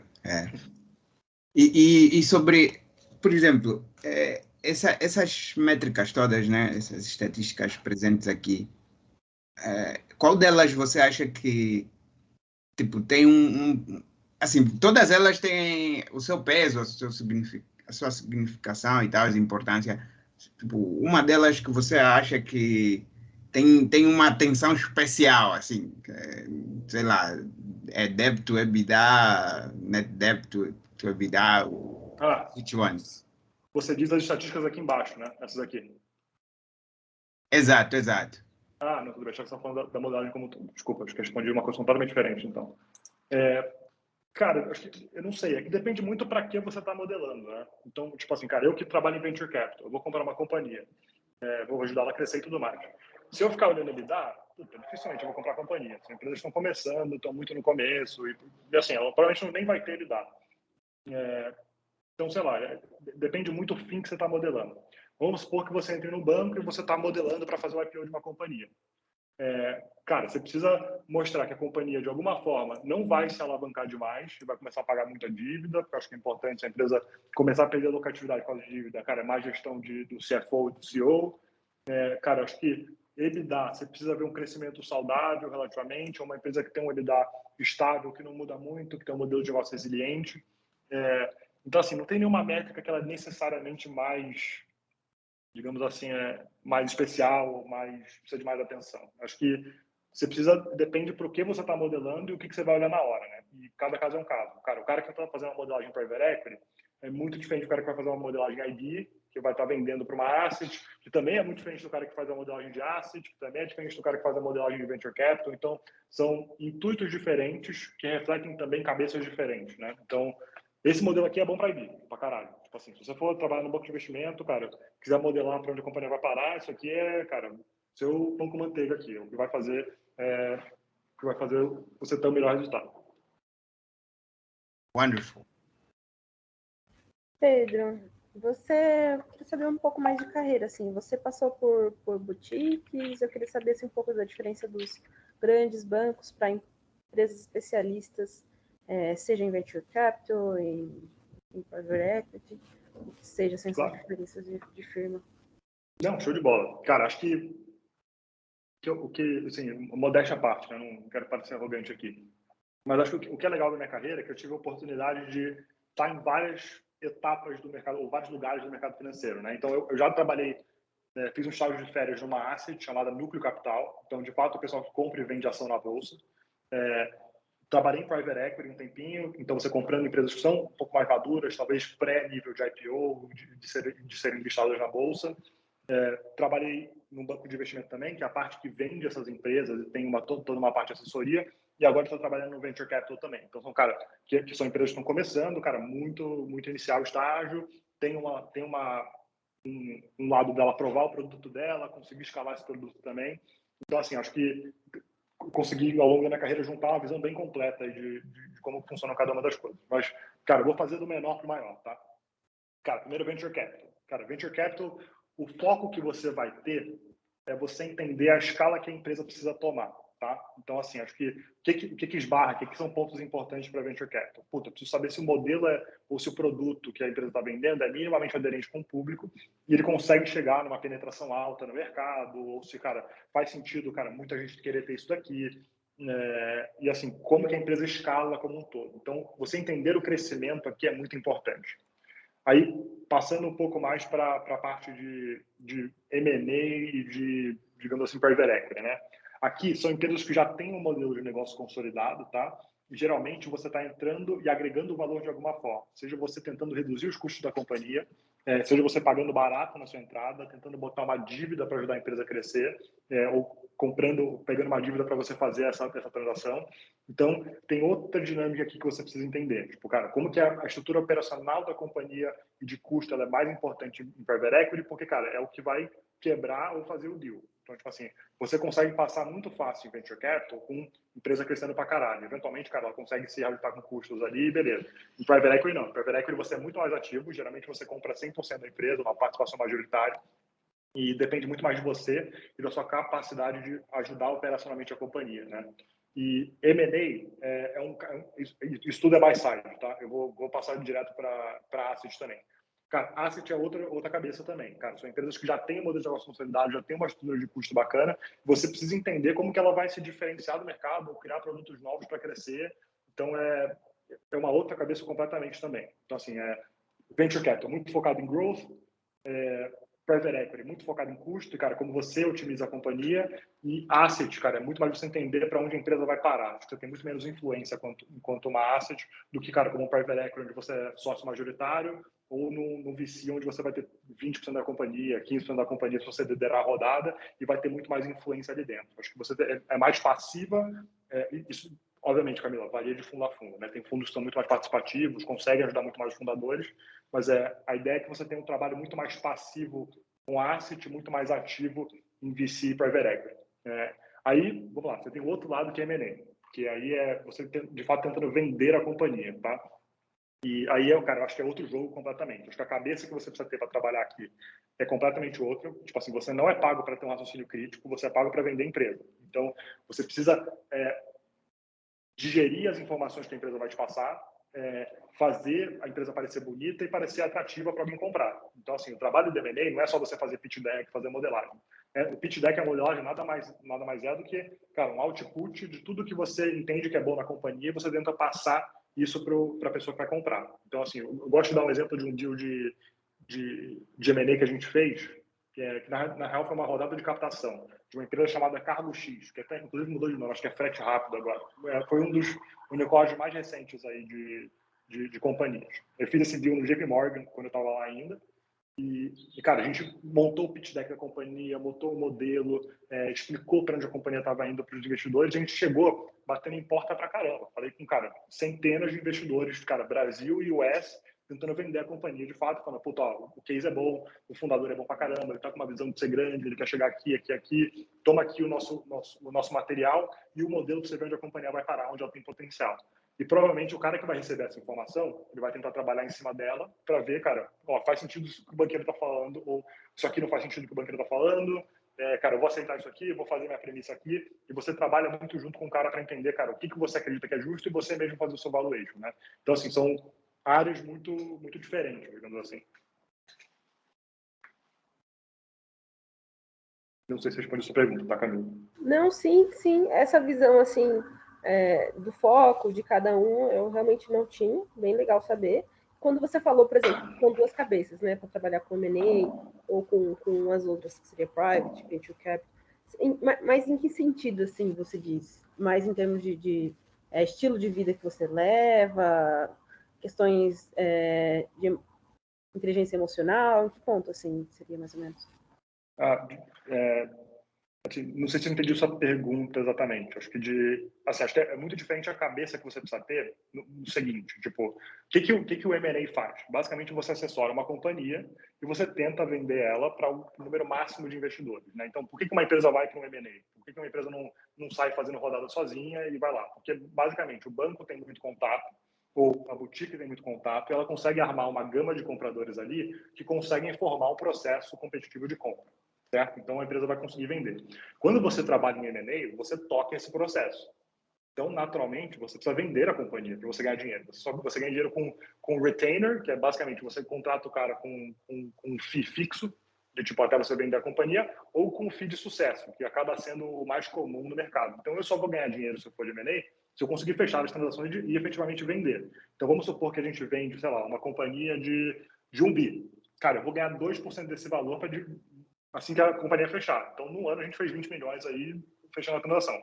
Obviamente é difícil, precisa falar com todo mundo, a compra não é óbvia, tem N coisas aí. Mas a cabeça que você precisa ter é muito diferente, porque quem vende, no longo prazo, você não vai ter a companhia no seu portfólio, né? Não é que você vai perder dinheiro se a companhia for mal ou bem. Você vai ganhar dinheiro se a empresa vender. Quando você está no lado de venture capital, de private equity e de asset, é outro jogo. Porque assim, eu preciso avaliar a companhia bem o bastante para eu saber se ela vai performar bem ou não. E se ela performar mal, eu vou perder dinheiro. E se eu perder dinheiro, cara, meu investidor vai querer me esgoelar em algum momento. Então, é uma relação muito diferente, né, de cabeça, digamos assim. Cara, de lifestyle, assim, cara, eu acho que depende muito do lugar que você tá. Tipo, cara, banco e M&A geralmente tende a ser um negócio que, puta, o pessoal fica até tarde. Cara, é um clima, dependendo do lugar onde você tá, obviamente. Cara, no JP Morgan eu tive a sorte de ter, cara, um clima super respeitoso. O pessoal é muito bom de trabalhar lá. Mas assim, puta, acho que depende muito do lugar onde você vai estar. Geralmente, cara, a cultura é você ficar até tarde. Cara, JP Morgan, na média, que eu saía lá cara, era, sei lá, 3h30, 4 da manhã. Mas, tipo assim, cara, você ganha muito bem M&A. É um salário relativamente mais seguro, porque você não depende da performance da companhia ou não. Então, assim, tem algumas diferenças de mercado, de estilo de vida que você vai levar. Cara, M&A é mais demandante, é um trabalho, na minha opinião, tá? Menos intelectual do que você está em asset, você não precisa tirar muita conclusão de para onde as coisas vão parar. Mas puta, assim, paga muito bem, você consegue, cara, ter uma vida tranquila. Só que, assim, você tem um teto em M&A que você não vai ter no buy side, né? Então, assim, cara, se eu for um fundo de private equity, provavelmente eu vou ganhar participação de tudo que for resultado das companhias que eu vender. Então, assim, se eu conseguir vender a 10 vezes a companhia, puta, eu vou ficar, cara, milionário pra caralho. Muito mais milionário do que qualquer outro, do que qualquer milionário de M&A. Só que M&A é muito mais seguro. Então, você precisa ver na sua carreira o que faz sentido e o que não faz, né? Então, assim, por exemplo, cara, acho que é difícil a gente conseguir falar agora um bilionário que tem que ver de M&A. Porque, assim, você consegue ganhar muito dinheiro, de pagar milhões, assim, então você ganha muito bem, só que você não tem nenhum bilionário de M&A. Agora, puta, se eu pegar só de fundo de venture capital, só de fundo private equity, tem bilionário pra caralho, cara. E asset também, cara. Warren Buffett, os caras mais ricos do mundo, fez dinheiro investindo. Assim, você não vai ter, cara, top 10 bilionários, um cara de M&A. Nunca vai ter. Mas, assim, então são modelos de negócio muito diferentes, assim. Um é um pouco mais seguro e o outro é um pouco mais arriscado, mas também que dá um retorno muito maior de longo prazo, né? Muito bom, muito bom. Muito obrigada aí por essa visão. Valeu. Pedro, prazer, Jean, aqui, porque eu estou logado com outro link aqui. Uma pergunta, eu queria que você falasse um pouco como foi até você chegar no JP, e parece que o Gabriel falou no início que você teve a oportunidade de fazer um programa em Nova York pelo JP. Eu queria que você falasse um pouco da sua experiência, o que você aprendeu lá. Parece que o modelo que a gente acabou de ver foi que você fez lá no JP, né? Então, eu queria que você falasse um pouco aí dessa parte da sua trajetória, tanto aspectos pessoais, em questão de as dificuldades e os benefícios que você viu. Claro, show de bola. Vou passar, cara, eu nunca contei a história para ninguém, mas eu vou contar porque é uma história bacana. Cara, quando eu tava no private equity, eu tava, cara, para me formar, era final de 18, e eu tava prestando muita coisa, né? Então, cara, queria ficar em private equity, eu sempre fui um cara muito de buy side, de querer comprar e vender empresa, de querer comprar as empresas e vender no preço maior. E assim, eu não fui efetivado no lugar que eu estava porque eles não tinham headcount na época, né? E assim, puta, me ofereceram uma vaga para ir morar na Suíça, numa cidade de 50 mil habitantes, sendo que 10 mil trabalham na empresa que eu trabalhava. Eu falei, cara, puta, eu quero entender o mundo, quero ver as coisas acontecendo. Se eu for me enfiar na Suíça, lá num buracão, cara, vai ser uma merda, frio pra caralho, não tem nada a ver comigo. Eu falei, cara, vou ficar no Brasil, é a realidade que eu quero entender, vou ficar por aqui. Comecei a procurar coisa pra caramba. E o feedback que me deram no final do meu estágio era o seguinte: ó, Pedrão, a gente gostou muito de trabalhar com você, só que pro próximo passo de carreira que você for dar, vá para um lugar onde você vai ver as coisas acontecendo. Seja, cara, no private equity um pouco mais ativo do que a gente, ou, cara, no próprio fundo, no próprio IB. Porque, cara, querendo ou não, é uma ótima escola para você participar, cara. Número um, você ganha bem, cara, um bom jeito de se juntar ao pé de meia. Cara, se você pegar um banco gringo, cara, é bom pra caralho. Então, assim, era muito... Eu fiquei muito tentado aí por causa disso. Tipo, cara, tanto para ganhar bem, porque, cara, saindo da escola, saindo da faculdade, eu queria ganhar bem, cara, todo mundo acha que quer. E, cara, uma experiência boa de você aprender, cara, uma estrutura global, cara, e acho que é bom pra você testar limites também, né? Ver até onde você aguenta esse tipo de coisa. Aí, cara, comecei a prestar no JP Morgan, cara, fiz algumas entrevistas ali, cara, eu não passei no JP Morgan, tipo, me ligaram, falaram, puta, Pedrão, a gente vai seguir com outros candidatos, acho que, cara, não faz sentido, era, tipo, as últimas 2 entrevistas. Quem me falou foi um VP lá na época. Aí, cara, eu falei, puta que merda, tô sem pra onde ir, tô fudido aqui, vou ter que, de alguma forma, cara, dar um jeito de entrar. Aí, cara, eu sabia que tinha um VP na época que o próprio cara que me ligou falou que, puta, não sei quantos caras, eu tinha o número dele no WhatsApp, né? Eu falei, cara, vamos tomar um café? Puta, queria conversar com você, sei lá o quê. Cara, eu bati na porta do cara, a gente saiu pra tomar um café, e eu falei, cara, ó, não tem como eu não trabalhar num lugar que não seja aqui. Quero por favor, me dar alguma recomendação do que já apareceu de cultura, de estrutura, porque, cara, não me vejo trabalhando em qualquer outro lugar. E eu, de fato, estava falando a verdade, eu queria muito trabalhar lá. O cara adorou que eu fiz isso, cara, corri mega atrás. E cara, na semana, isso foi numa quinta-feira, se eu não me engano. Na sexta-feira ele me ligou e falou, Pedro, não tem como você vir aqui de tarde? Queria te apresentar para um dos diretores aqui. Aí eu conheci, cara, o Dimas, que hoje é o head de M&A lá do JP. O papo foi super bem. E na semana seguinte, na segunda-feira, eu conversei com o André Maciel, que era o head de M&A do passado, né? Ele, inclusive, tem um fundo de VC hoje. O cara foi head do SoftBank, um cara muito bom. Tive o papo com esses 2 caras, o papo foi super bem, cara. Eu tava muito contado na tese e o pessoal resolveu me contratar. Então, tipo assim, cara, quebrei a cara, não aceitei quebrar a cara. Os caras gostaram desse drive, desse push aí e acabaram fazendo um offer. Aí, cara, tive essa experiência de entrar no JP. Cara, foi aos trancos e barrancos, mas super rolou. Aí, cara, experiência de treinamento, só para complementar a sua pergunta, cara, é muito bacana. Todos os analistas de M&A, de ICM, DCM, fazem essa experiência lá em Nova York, tá? E como é que funciona como um todo? Tipo, basicamente, você como estagiário, você é efetivado, eles te mandam para Nova York, eles pagam, cara, passagem, pagam estadia, e pagam todo o treinamento que você vai fazer. Só que, tipo assim, cara, quando você estagia em IB, que é o caso da maioria das pessoas, ou em private equity, você está muito em contato com o dia a dia de como as coisas funcionam, né? E você vai fazer esse treinamento com uma galera, cara, de Harvard, de Yale, de Stanford, que são os caras que estão indo trabalhar em banco também. Então, assim, cara, era muito engraçado, né? Porque, cara, eu tinha feito o GV, bacanão, do meu lado sentava uma mina de Harvard e da minha direita sentava um cara de Yale. E eu falei, caralho, pô, os caras pica, né? Pô, eu não achava que eu ia chegar aqui tão longe, caralho. E assim, é muito bacana a experiência, porque é uma boa chance de você revisar tudo que você já viu, só que ao mesmo tempo, para quem é brasileiro, tipo, cara, você já tem uma imersão nisso, geralmente o tema vem um pouco mais fácil. Então, de fato, é um período de revisão. Cara, o pessoal entende muito também como um período para você dar uma desacelerada, que você já vem de um ano de IB pego pra caramba, que todo mundo vai querer ser efetivado. Então, são 5 semanas ali que você...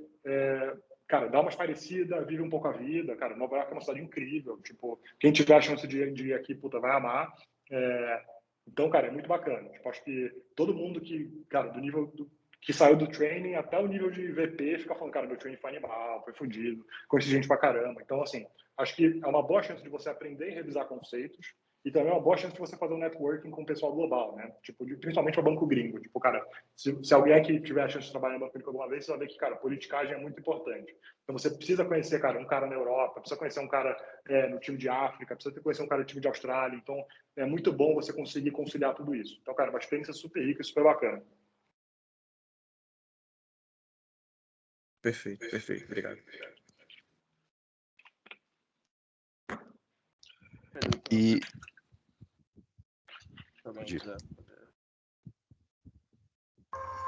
Não, pode falar. Beleza. Bom dia, eu sou o Caio, tudo bom?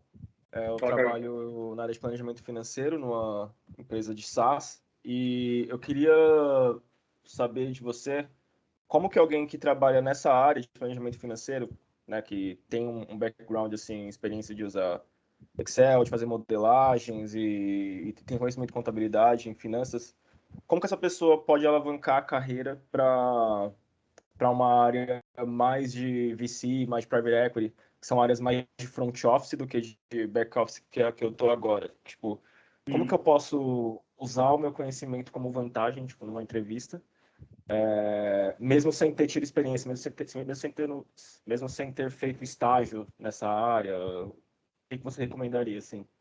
Não, perfeito. Cara, primeiro de tudo, eu acho que é mega sinérgico, tá? A experiência que você tem numa startup para você ir para um VC, tá?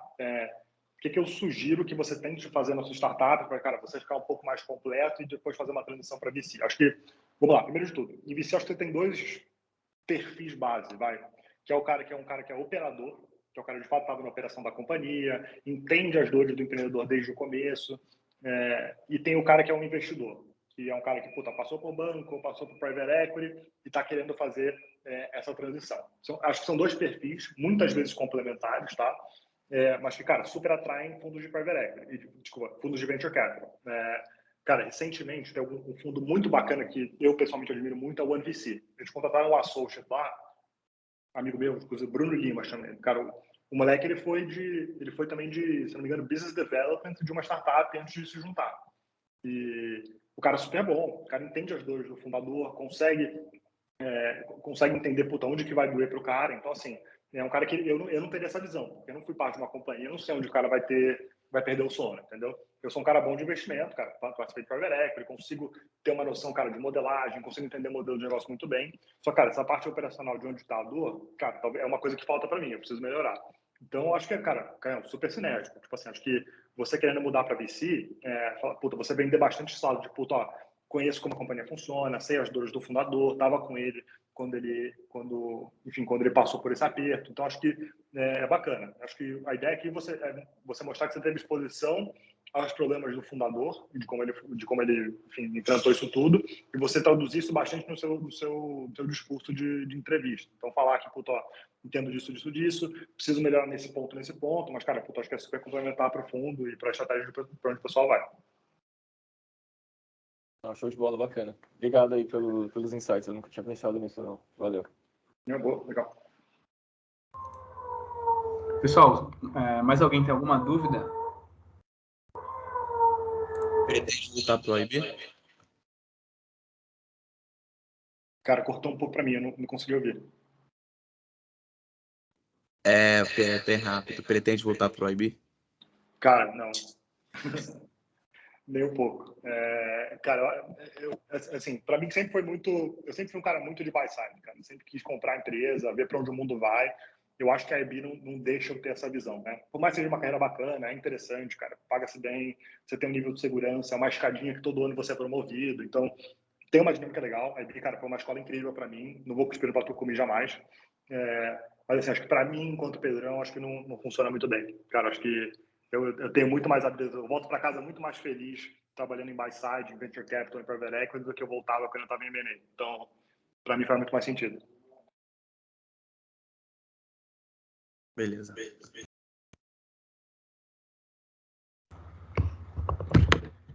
Gente, mais alguma dúvida? Eu tenho uma dúvida aqui, eu acabei entrando um pouquinho atrasado. Você pode falar um pouquinho mais sobre a empresa que você está atualmente? Não sei se você falou no começo, mas eu estou um pouquinho atrasado, eu não peguei essa parte. Claro, sem dúvida. Cara, vamos lá. Shift é um fundo que foi fundado em 2017, tá?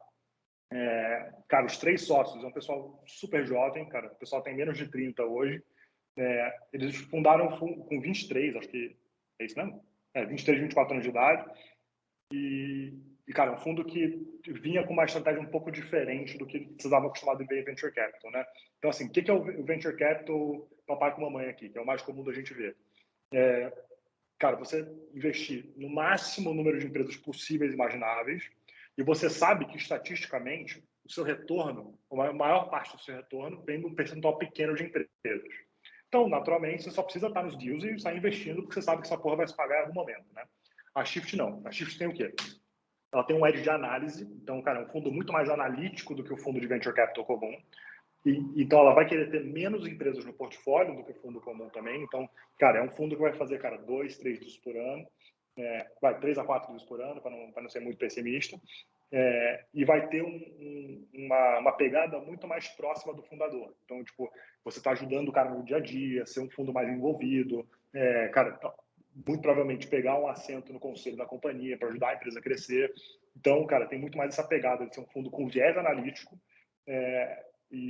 Cara, é muito do que eu vejo hoje, né? Tipo, assim, a gente olha a empresa muito no detalhe, a gente demora mais do que o fundo comum para ver a empresa. Então, cara, é muito importante a gente desenvolver relacionamento com o fundador antes da etapa de rodada, né? Então, quando o cara abre uma rodada, eu já sei que essa rodada vai estar rolando, já vou estar fazendo uma análise prévia e consigo passar na frente de outros fundos por causa disso, né? Porque você cria um relacionamento com os fundadores ao longo do caminho, ao longo da trajetória dele. Vai ajudando o cara, faz introdução. Acho que o máximo que você conseguir ajudar as pessoas à sua volta em Venture Capital, melhor. Porque você cria contato, o cara vai ser grato para você, vai abrir espaço em rodada, né? Então, foi super bacana a estratégia da Shift.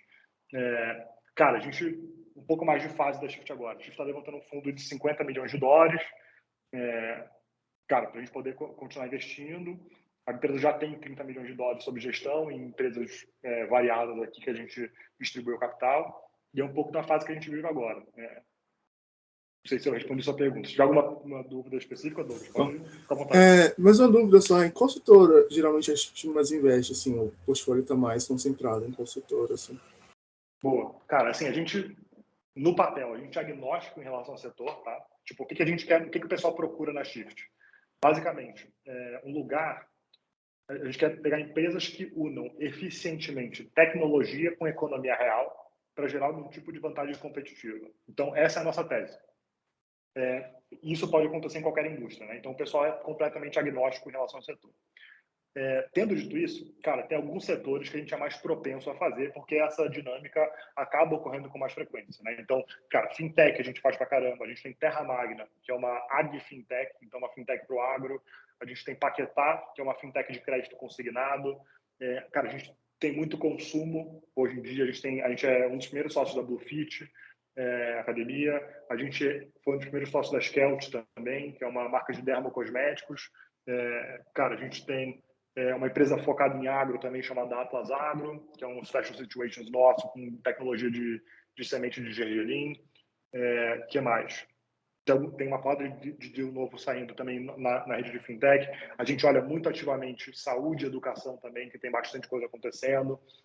Então, são setores que a gente tem um pouco mais de familiaridade e um pouco mais de propensão a investimento, né? Só que, assim, o pessoal olha de tudo. Cara, eu já olhei... Teve um dia que eu estava olhando, cara, uma fazenda de maconha na Califórnia.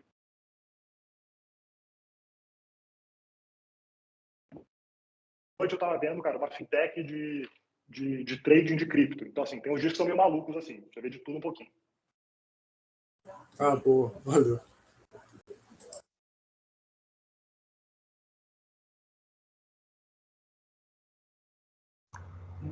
Pessoal, não sei se mais alguém tem alguma pergunta. Por favor, aproveitem o Pedro. Eu acho que ele pode contribuir muito aí. Ele tem uma visão de sell side, buy side bem interessante. Do meu lado, até como já caminhamos já para os minutos finais, muito grato novamente ao Pedro. E eu até, não sei se você viu o comentário que eu fiz no chat aí, quando deu o pequeno bug, eu disse, não... Que isso, cara, não tô com essa estrela toda não, cara. Tá maluco. Não, isso aí é significativo, porque você tá demonstrando bastante controle e domínio, e isso também é um alerta para nós, tá vendo? Que você vai conseguir descobrir, né, esses pequenos bugs e dar solução na proporção de conhecimento que você tiver do teu modelo. Você vai farejar aquilo muito mais rápido do que alguém que simplesmente, sei lá, teve contato agora, ou então, enfim, nessa vibe aí. E isso despertou-me muito, né? Porque eu também tinha, entre aspas, essa habilidade quando eu me dedicava um pouquinho mais aos estudos, né? Hoje nem tanto por conta do trabalho e outras responsabilidades, mas, enfim, eu também consegui identificar isso e eu acho que é um skill muito importante. Yeah.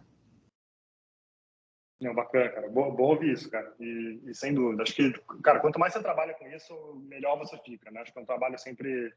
Cara, se eu fizer qualquer coisa por 10 anos, dificilmente eu vou ser ruim nessa coisa, né? Então, é um pouco do que eu vejo, cara. Acho que, puta, assim, quando você tá em IB, é uma vivência muito intensa, né, de tudo. Caralho, puta, eu chegava 9 da manhã no escritório, saia 4 da manhã, dormia pouco e ficava fazendo essa porra direto. Então, assim, uma hora você vai pegando os negócios, tem muito cacuete, tem, cara, negócio de modelagem que, puta, desde, cara, atalho no Excel até, cara, circuit break, que são que a gente aprendeu aqui hoje. Então, você fica um pouco mais cascudo, que nem eu falei, né?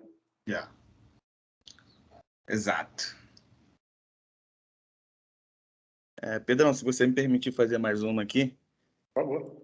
Você tem cara de coach de carreira, então... Private equity pequeno aqui no Brasil ou DCM em banco gringo para começar a carreira? Difícil, mano.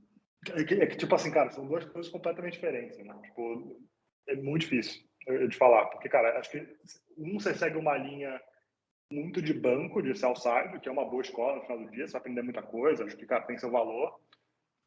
Não acho que é impossível você transitar nas duas, mas eu acho que, assim, se você tiver o longo prazo de trabalhar em private equity ou trabalhar em DCM, são duas cabeças muito diferentes e trajetórias, consequentemente, muito diferentes também.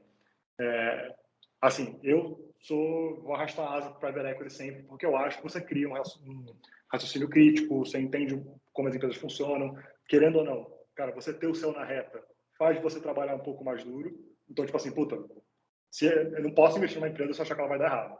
E assim, quando você está trabalhando em DCM, você está prestando um serviço para a companhia, né? Então, você não importa se a empresa vai mal ou bem. Na minha opinião, eu acho que é muito mais legal você entender, cara, como as empresas funcionam e, puta, cara, como você contribui para o modelo de negócio. Tipo, cara, em DCM, você pode ajudar o cara a fazer a captação de dívida da vida dele também. Tipo, então, também é um trabalho muito novo. Então, cara, é muito difícil de falar para onde seguir, porque, cara, não é banana com banana aqui. Então, fica super complicado. Mas eu, obviamente, preferi private equity, cara. Sou apaixonado por isso e, cara, para mim faz sentido.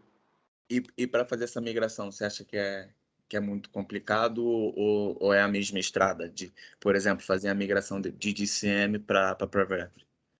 Cara, eu acho que é um pouco menos óbvio você de DCM para private equity. Cara, não vou dizer que é impossível, porque, cara, eu achava que era impossível sair de assets para private equity, achei que era impossível sair de private equity para M&A e consegui fazer. Então, tem de tudo um pouco. Depende muito de, cara, como você conta a sua história para o cara, como que tá o seu racional para mudar de lugar onde você está.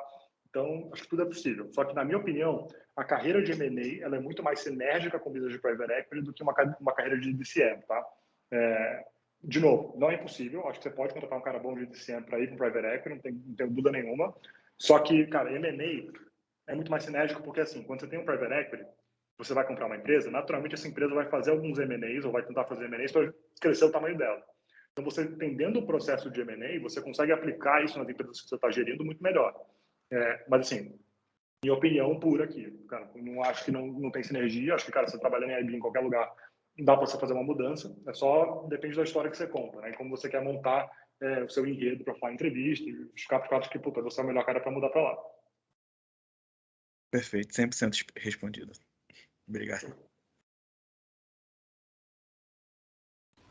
Pedro, eu só queria agradecer aqui pelos insights, pelo tempo, pelas explicações. Foi muito rico ter esse encontro aqui com você e espero contatá-lo aí numa próxima. E bom final de semana aí também. Legal. Eu que agradeço aí a oportunidade, pessoal. Porra, bacana. Gostei que vocês curtiram e, de novo, o canal aberto, cara. Manda mensagem aí. Estamos aí para se ajudar. Pessoal, obrigado pela participação de todo mundo. Só antes de fechar, queria perguntar para o Pedro, pedir para ele se ele podia fazer um resumo da aula, fazer um wrap-up aí de tudo que a gente viu hoje, daquilo que ele acha relevante ou não, para a gente poder almoçar. Claro, show de bola. Vou tentar fazer o mais rápido possível, eu também estou morrendo de fome, mas vamos lá. Cara, acho que o que a gente passou aqui por hoje? Como os 3 demonstrativos financeiros se conversam num cenário de projeção. Então, cara, como que eu projeto minha DRE, embora muito simples aqui, mas como que eu jogo para frente esses números? Um pouco de, cara, como que eu passo linha a linha no balanço e como que eu faço aquelas contas de base, né? De beginning, add, subtract e end. Aquilo ali é muito importante também para você entender, cara, como que eu projeto meu balanço eficientemente, como que eu linko as contas de DRE com as contas de balanço para gerar um fluxo de caixa. Então, cara, importantíssimo. O que eu acho que é importante também? Alguns tweaks de modelagem. Então, seja a dinâmica de revolver, que a gente olhou aqui, a dinâmica de circuit break, que são jeitos de você fazer com que o seu modelo faça sentido, ou jeitos de você blindar a sua modelagem para erro, né? Então, acho que são 2 coisas muito importantes. Acho que, cara, essa construçãozinha de repagamento de dívida, cara, muito dificilmente você vai errar se você seguir ela. Então, cara, fiquem atentos a isso. Olha como você... tipo assim, acho que uma dica que eu posso dar quando estiverem fazendo exercício, tenta não focar tanto na forma. Óbvio que é importante você entender como a dinâmica funciona, mas, tipo, puta, ó, se eu tenho aqui isso aqui de fluxo de caixa operacional, que é tudo que a empresa gerou na operação, isso aqui de financiamento, que é tudo que de financiamento, isso aqui de investimento, cara, quanto sobra para eu pagar uma dívida? Quanto que sobra para pagar o equity? Então, acho que essas noções são legais de a gente começar a criar. Mas, cara, acho que é isso. Demonstrativos se conversando, projeção de balanço, como que eu pego o erro e como que eu faço o meu modelo de uma forma a evitar que dê pau no modelo como um todo. Enfim, acho que se eu tivesse que sumarizar, diria que são esses pontos aí. Pedrão, show de bola, cara. Muito, muito obrigado mais uma vez. Quero agradecer por essa aula, foi super importante. Eu acho que muita gente estava com muito medo e muita dúvida, porque a gente teve de cara com um modelo e eu acho que todo mundo se assusta mesmo na primeira vez. E eu quero agradecer mais uma vez pela presença, agradecer por essa aula que foi super, super importante. Obrigado, pessoal. Obrigado, Pedro. O Pedro, provavelmente vocês devam ver a cara dele aqui mais vezes. Ele vai estar com a gente aí até o final do programa. Então, mais uma vez, obrigado pelo tempo. Pessoal, mais uma vez, obrigado pela interação aqui. Acho que a aula hoje foi ótima. Logo, as gravações aqui estarão disponíveis para todo mundo acessar. Já deixei disponível também o Excel que o Pedro estava usando hoje. E, pessoal, estudem, treinem bastante. Qualquer coisa, estamos aí para as dúvidas. E eu tenho certeza que o Pedro vai ficar muito feliz também em ajudá-los. Gente, muito, muito obrigado mais uma vez. Um grande abraço para todo mundo e ótimo final de semana. Valeu, pessoal. Obrigado. Show. Obrigadão. Valeu, pessoal. Falou, tchau, pessoal. Valeu. Bom almoço.